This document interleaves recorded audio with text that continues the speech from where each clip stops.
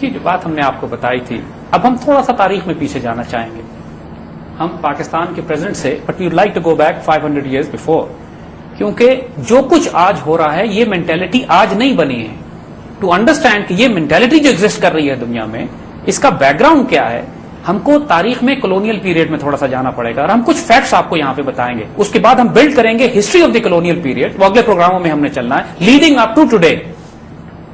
اس سے پہلے ہم نے جو کولونیل پیریڈ کا ہسٹری ڈسکس کی تھی، ہم نے یہ ڈسکس کی تھی کہ خود ان کی سوسائٹیز پہ زائنسٹ بینکرز نے کس طرح قبضہ کیا، بینک آف انگلینڈ کیسے بنا، فیڈرل ریزرو کیسے بنا. آج ہم اس تاریخ کی طرف آئیں گے کہ جب دنیا پر انہوں نے 500 سال پہلے جب قبضہ کرنا شروع کیا تو انہوں نے کیا رویہ اختیار کیا، تاکہ آپ کو یہ اندازہ ہو کہ جو آج یہ کر رہے ہیں کوئی غیر معمولی نہیں ہے. یہ 500 سال سے یہی کرتے چلے آ رہے ہیں، پوری دنیا میں قتل و غارت اور تباہی اور بربادی ان کا ایک شیوا رہا ہے. جو نیکسس جس کی ہم بات کر رہے ہیں، دیکھیے ایک بات سمجھیے گا، اس سارے فساد کی بنیاد اور فنڈامنٹل جو ہے وہ زائنسٹ بینکرز ہیں.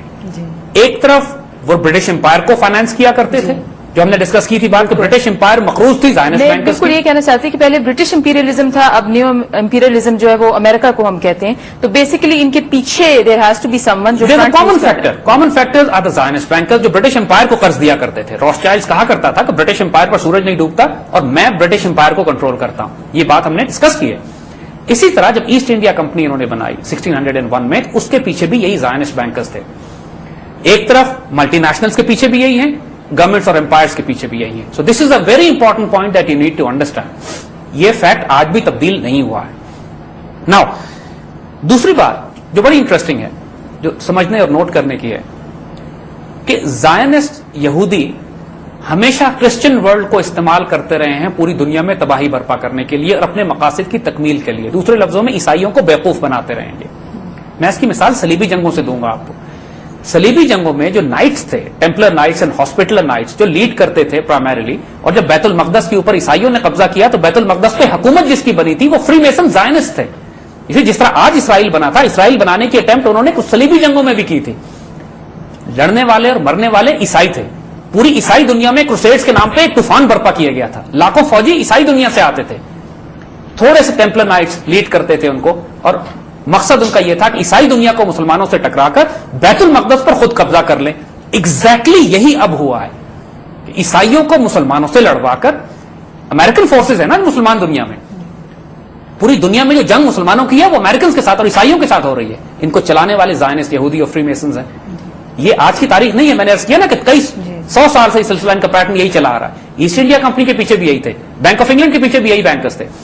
ان کا جو اگلا نیکسس بنتا ہے وہ کیا، انہوں نے ایک نئی ٹرم ایجاد کر دی جس کو جوڈو کرسچن سیولائزیشنز کہتے ہیں. دیکھیے تاریخ میں کبھی بھی یہ ٹرم موجود نہیں تھی. ہمیشہ یہ جوڈک سیولائزیشن تھی، یہودی تہذیب تھی، یا عیسائی تہذیب تھی. عیسائی تو یہودیوں کو قریب نہیں آنے دیتے تھے.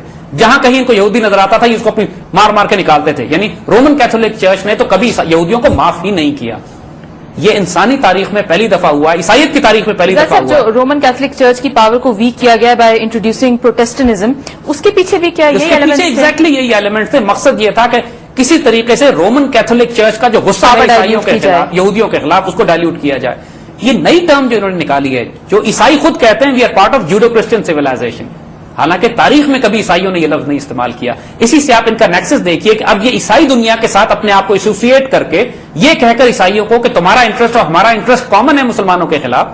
دیکھیے عیسائی امپائر حکومتیں ہمیشہ عیسائی رہی ہیں، یہودی تو کوئی حکومت ہی نہیں رہی تاریخ میں.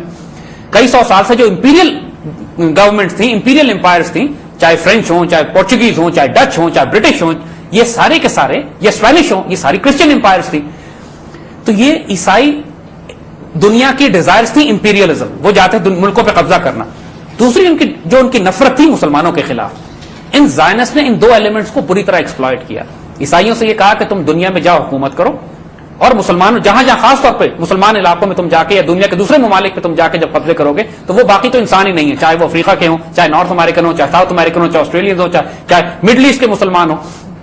تو یہ کچھ فیکٹ سمجھ لیجیے گا. اگلے پروگراموں میں ہم ان ساری تفصیل کو ڈسکس کریں گے کہ from Middle Ages, medieval ages یا امپیریل ایج جو شروع ہوتی ہے ان کی، وہ لیڈ کرتی ہے آج کی دنیا پہ کس طرح. ان کا جو بنیادی تھرسٹ رہا ہے ہمیشہ کہ فائنانسنگ کر کے امپائرز اور گورنمنٹس اور بادشاہوں کو اپنے قابو کر کے मल्टी नेशनल कॉरपोरेशंस को डेवलप करके इस्तेमाल करके और ईसाइयों की नफरत मुसलमानों के खिलाफ इस्तेमाल करके और ईसाइयों के इंपीरियल डिजाइन्स को एक्सप्लॉइट करके पूरी दुनिया में तबाही बर्पा करके अपना रास्ता निकालें। ये कई सौ साल से कर रहे हैं, आज भी एग्जैक्टली यही हो रहा है, यही पैटर्न्स हैं। दैट्स साहब अ क्वेश्चन, जैसे कि आपने कहा है कि जायनिस्ट ने इस्तेमाल किया क्रिश्चियन सिविलाइजेशन को मुसलमानों के खिलाफ, लेकिन इन द प्रोसेस उन्होंने क्रिश्चियन सिविलाइजेशन को भी तो अपना गुलाम बना दिया है, उनको भी इंस्लेव कर दिया है। इसके बारे में आप क्या कहेंगे? ये बड़ा इंपॉर्टेंट क्वेश्चन है, this needs to be understood. ईसाई दुनिया अपने आप को यहूदियों से एसोसिएट तो कर रही है, लेकिन यहूदियों ने उनका भी बेड़ा गर्क करके रख दिया है, तबाह बर्बाद कर दिया ईसाई दुनिया को। उनका रिलीजन सबसे पहले तबाह। देखिए, हम आपको बताएं, हम सिर्फ अमेरिका की मगरब की सोसाइटी की मिसाल लेते हैं। जिस तरह हमने पहले तो इकोनॉमिक मिसाल दी थी कि पूरी वेस्टर्न सोसाइटी गुलाम हो चुकी है, खासतौर पर अमेरिकन सोसाइटी की जब हमने बात कही थी कि फेडरल रिजर्व के वो इतने गुलाम हो चुके हैं कि वो हर चीज क्रेडिट और कर्ज के ऊपर है, अमेरिकन इकोनॉमी तबाह हो रही है। लेकिन उसके साथ साथ उनकी वैल्यू सिस्टम भी तबाह करके रख दिया उन्होंने, उनकी फैमिली लाइफ तबाह होकर रख दी है। इस वक्त वेस्टर्न सोसाइटीज का हाल यह है कि उनके पास फैमिलीज नहीं है, उनका फैमिली स्ट्रक्चर तबाह हो चुका है, उनका माशरा तबाह हो चुका है, उनकी अखलाकियात तबाह हो चुकी है, उनका मजहब तबाह हो चुका है। वो एक ऐसी इमोरल कैरेक्टरलेस सोसाइटी बनकर रह गई है कि जिसके पास अब डायरेक्शन नहीं है, जिसके पास कोई स्पिरिचुअलिटी या रूहानियत नहीं है, जिसके पास कोई सेंस ऑफ पर्पस नहीं है। ये सारी बड़ी भारी कीमत उन्होंने अदा की है उस मादियत को, इस वेस्टर्न वे ऑफ लाइफ को, जिसको सो कॉल्ड पिछले 40-50 साल में ये फॉलो करते चले आए हैं।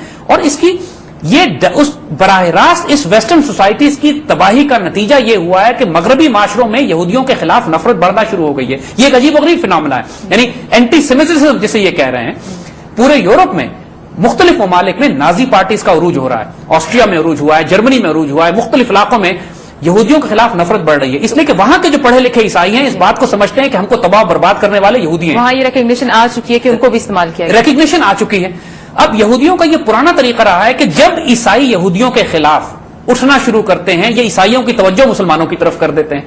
जी, इसकी हम अब अगले प्रोग्राम में पूरी तफसील डिस्कस करेंगे। It's a fascinating question, it needs a very serious analysis कि आज क्या वजह है कि ईसाई दुनिया मुसलमानों पर चढ़ती चली आ रही है। उसकी वजह यह है कि ईसाई दुनिया में यहूदियों के खिलाफ नफरत बढ़ रही है, यानी खुद यूरोप के अंदर भी फैशिस्ट और नियो नाजी पार्टीज और नाजी पार्टीज का उरूज हो रहा है। ऑस्ट्रिया में तो बाकायदा वो हेडर के नाम से एक पूरी पॉलिटिकल पार्टी उरूज पे आ गई थी, उसको उन्होंने बड़े मुश्किल से खत्म किया। जर्मनी में ये कॉन्सेप्ट बिल्ड हो रहे हैं और ये सारे हम अगले प्रोग्रामों में डिस्कस करेंगे। बहुत इंपॉर्टेंट कॉन्सेप्ट समझने के लिए आज हमने फिलोसॉफिकल और हिस्टोरिकल बैकग्राउंड थोड़ा सा दिया है और इसको बिल्ड करके हम इंशाल्लाह अगले प्रोग्रामों में इसकी पूरी तफसील डिस्कस करेंगे, इसका सोल्यूशंस भी देंगे, तो परेशान ना होइएगा, हर चीज का हल मौजूद है इंशाल्लाह। साहब will continue with this fascinating topic, लेकिन आज के लिए हमारे प्रोग्राम का टाइम खत्म हो चुका है। व्यूअर्स, अंटिल नेक्स्ट टाइम हमें इजाजत दीजिए। हमारा ईमेल एड्रेस है info@brasstax.biz, इस पे आप हमें ईमेल कर सकते हैं। अंटिल नेक्स्ट टाइम, खुदा हाफिज।